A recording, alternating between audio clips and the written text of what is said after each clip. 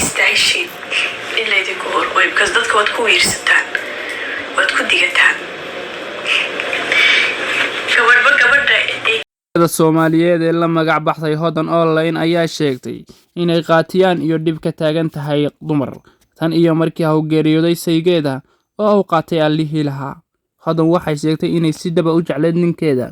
musina ahayd qofka qalbigiisa ilaa iminka ka bixi waayay. Hodan waxay tiri marka aan soo xasuusto saygeyga ama markasta oo joogo meelaha oo qalbigayga ku soo dhaco waxaan u ooyaa ayaa tiri sidii ilmo yar amba sidii qof hay xataa iminka geeriyay ku dhacday oo kale. waxay oohin ka sheegatay inay dumar daba dhigteen kuwaasi oo ku kibraya kuna dheeldheelaya kana dhammaan ilaa iyo maantadan joogno. haddaba daawada barnaamijkan ayaan ku falaaqayn doonaa waxaan ka codsanayaa inaad videoga leeg saarto una share gareyso saaxiibada kale ee Facebook. waad ku mahadsan tahay daawashadaada iyo la jaanqaadkaaga iyo sida quruxda badan ee nala joogto. waxaad naga daawanaysaa Cabdalla Deeqsi YouTube iyo sidoo kale xogogaalkeena Facebook. mahadsanid. Hodan Online waxay sheegtay inay xataa dil uga hanjabeen dad Soomaaliyeed oo ugu badan yihiin ma istaahisheen in laydinku horqoyo because dadka waad ku wiirsataan waad ku digataan gabadha ay ka liidatay ku digataan siiba dumarka.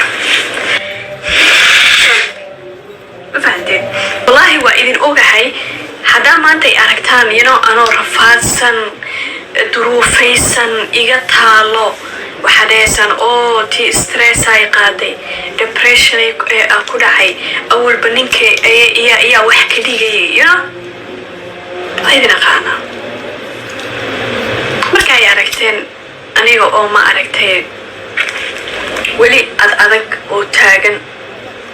qoslaayo qosolku qalbiga ma jiro. إلهي محمد أبو رام كنت ورب الكعبة أصل كيف قلبي ما جرو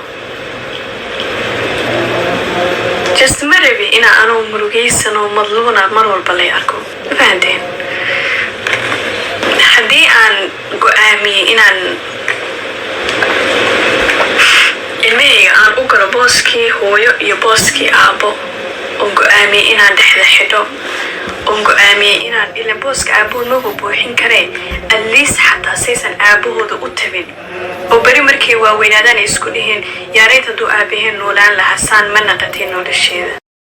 waxay tiri hadduu noolaan lahaa aabbahay xataa tan iguma dhacdeen laakiin waxay suuqay beertay agoonnimo dhinaca ninka ah oo ninkayga geeriyooday iyo aabbahay iyo waalidiinteedii oo geeriyooday taasi oo murugo weyn ku reebtay balse si kastaba ha ahaatee waa kabadh kartile kana soo gudubtay xayndaabyada intaa la eg oo dhan iyadoo dadkaasi daba taagan yihiin in la dhacayso nolol adag jacaylkeedii oo dhab ahaana